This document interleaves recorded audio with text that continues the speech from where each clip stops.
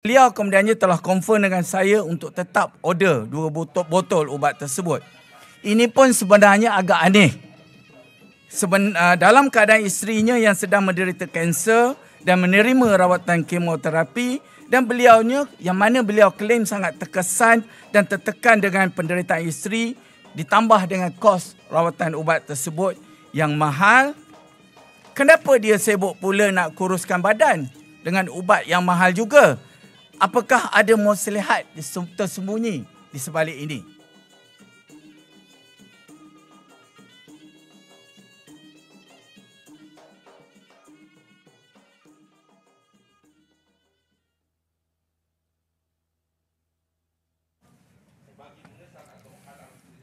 Okey, boleh mula.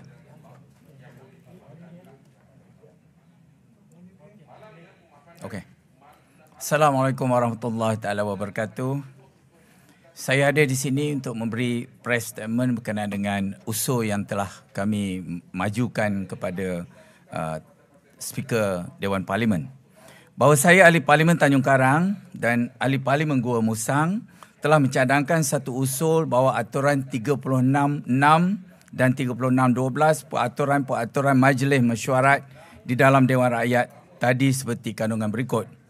Bahawa Dewan ini membuat ketetapan untuk merujuk Ahli Parlimen Tasik Gelugor kepada jawatan kuasa hak dan kebebasan kerana beliau telah mengeluarkan kenyataan yang mengelirukan Dewan dan adalah disifatkan menghina majlis di dalam ucapan beliau dalam persidangan Dewan pada 21 Mac 2024 seperti yang dilaporkan dalam penyata rasmi Bil 16 pada Khamis 21 Mac 2024. Secara spesifiknya, pada 21 Mac 2024, Ahli Parlimen Tasik Gelugor telah menuduh Gua Musang telah membuat penawaran yang menjanjikan habuan-habuan seperti berikut. Yang pertama, peruntukan Parlimen RM1.7 juta. Yang kedua, peruntukan projek 2 juta. Yang ketiga, bayaran kos perubatan isteri YB Ahli Parlimen Tasik Gelugor yang sedang menjalani rawatan kemoterapi akibat kanser. Yang keempat, kos guaman untuk menghadapi pertuduhan di mahkamah. Yang kelima, token yang tidak dinyatakan haknya untuk kegunaan peribadi.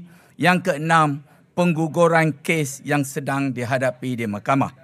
Kalau kita amati betul-betul, kesemua penawaran ini adalah sebenarnya tawaran beliau sendiri atau demand beliau sendiri sebagai syarat untuk Ahli Parlimen Tasik Gelugor memberi sokongan kepada Yang Amat Berhormat Perdana Menteri. Adakah mungkin kerana syarat-syarat ini yang tidak masuk akal, maka individu-individu yang disebut Hassan dan juga Datuk Azman yang beliau akan sebutkan itu tidak mampu untuk melayan kehendak beliau? Maka beliau cuba untuk mendapatkan info dan kepastian dengan cuba mendekati Ahli Parlimen Gua Musang dan juga saya sendiri dengan pendekatan kononnya. Bertanyakan tentang ubat Wegovy yang pernah beliau tanyakan dahulu kepada saya, iaitu sejenis ubat untuk menahan selera makan bagi menguruskan badan dengan suntikan seminggu sekali. Beliau kemudiannya telah confirm dengan saya untuk tetap order 2 botol ubat tersebut. Ini pun sebenarnya agak aneh. Dalam keadaan isterinya yang sedang menderita kanser dan menerima rawatan kemoterapi, dan beliaunya yang mana beliau klaim sangat terkesan dan tertekan dengan penderitaan isteri, ditambah dengan kos rawatan ubat tersebut yang mahal. Kenapa dia sibuk pula nak kuruskan badan dengan ubat yang mahal juga? Apakah ada maslahat tersembunyi di sebalik ini? Yang keduanya, beliau juga sibuk bertanyakan bagaimanakah tentang peruntukan Parlimen saya. Memang saya jawab, saya terima peruntukan Parlimen sepenuhnya.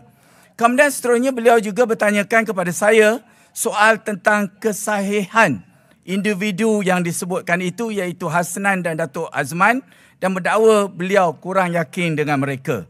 Akhirnya beliau mendakwa juga yang sebenarnya beliau telah bersedia lebih awal untuk memberikan sokongan kepada PMX daripada saya. Dan juga beliau mengaku pertemuan beliau dengan Hasnan dan juga Datuk Azman adalah jauh lebih awal daripada saya mengumumkan menyokong PMS. Jadi kesemua penawaran di atas itu adalah demand beliau sendiri.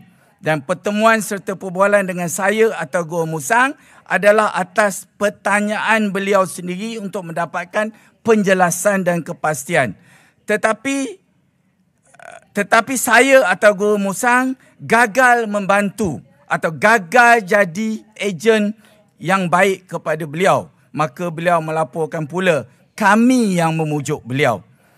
Jadi kenyataan beliau di Parlimen adalah jelas bersifat sangkaan jahat, fitnah, mengelirukan Dewan dan memutarbelik fakta sebenarnya serta menuduh saya tanpa apa-apa bukti yang jelas dan saksi serta cuba memerangkap dan mengheret saya ke dalam agenda peribadi beliau yang berniat jahat dan ia adalah menyalahi peraturan 36(6) dan juga 36(12) peraturan Majlis Mesyuarat Dewan Rakyat. Maka saya, Ahli Parlimen Tanjung Karang dengan ini telah mengusulkan supaya Ahli Parlimen Tasik Gelugor dirujuk ke jawatan kuasa hak dan kebebasan Parlimen. Sekian, terima kasih.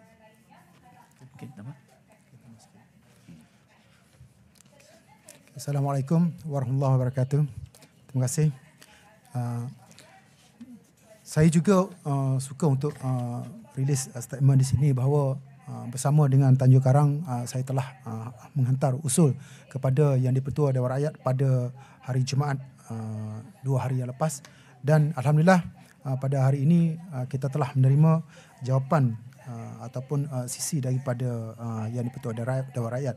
Jadi saya tak hurai lebih, cuma saya fokus kepada isu yang telah dibangkitkan oleh Tasik Gelugor.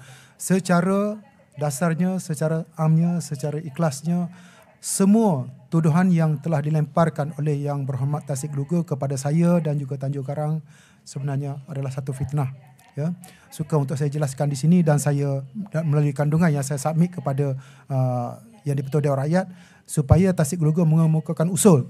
Kerana antara kandungan yang dia sebut pada 17 Januari 2024 saya berjumpa dengan dia, jemputnya untuk menawarkan sokongan kepada Perdana Menteri.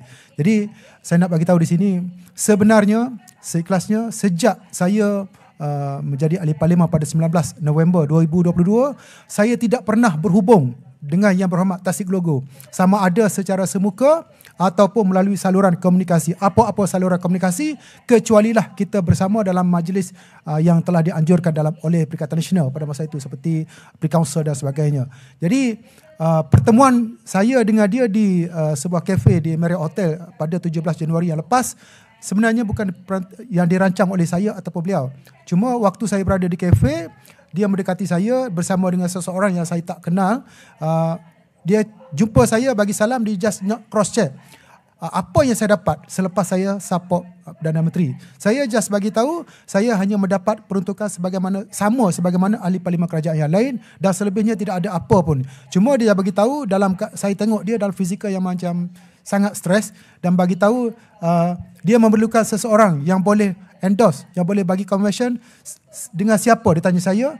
Maksudnya sekiranya dia support PM, kes dia dapat digugurkan, kes mahkamah dia maksud saya. Jadi saya bagi tahu saya bukanlah individu yang boleh memberi apa-apa komen ataupun jaminan untuk kes tersebut dan saya minta dia rujuk teruslah kepada individu yang berkenaan. Yang keduanya berkenaan dengan tawaran-tawaran sebenarnya tidak timbul langsung, tidak dibangkitkan langsung pada pertemuan tersebut berkenaan tawaran.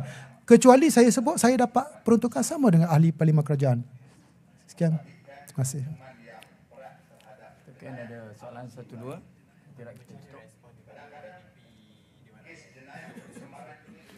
Okey, setelah kita menghantar by hand usul pada hari Jumaat yang lepas, Yang di-Pertua Dewan Rakyat telah menerima usul kita dan akan membawalah kepada jawatankuasa dan telah diumumkan dalam parlimen tadi.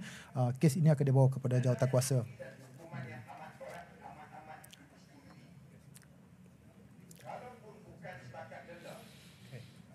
Okey, terima kasih.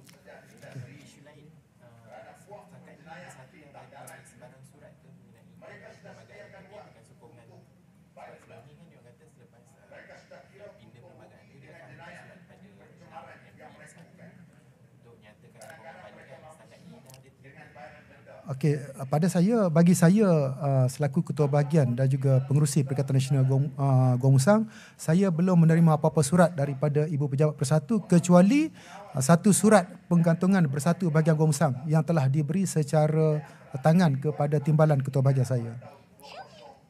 Saya jawab soalan ini. Setakat ini memang mereka telah menghantar surat kepada ROS, tapi belum ada jawapan sehingga setakat ini belum ada apa-apa tindakan. Surat itu sebenarnya hanya dihantar apabila setelah mendapat kelulusan daripada ROS. Jadi tidak ada kelulusan dari ROS, jadi tidak ada surat. Begitu yang perlu dihantar kepada kami. Belum.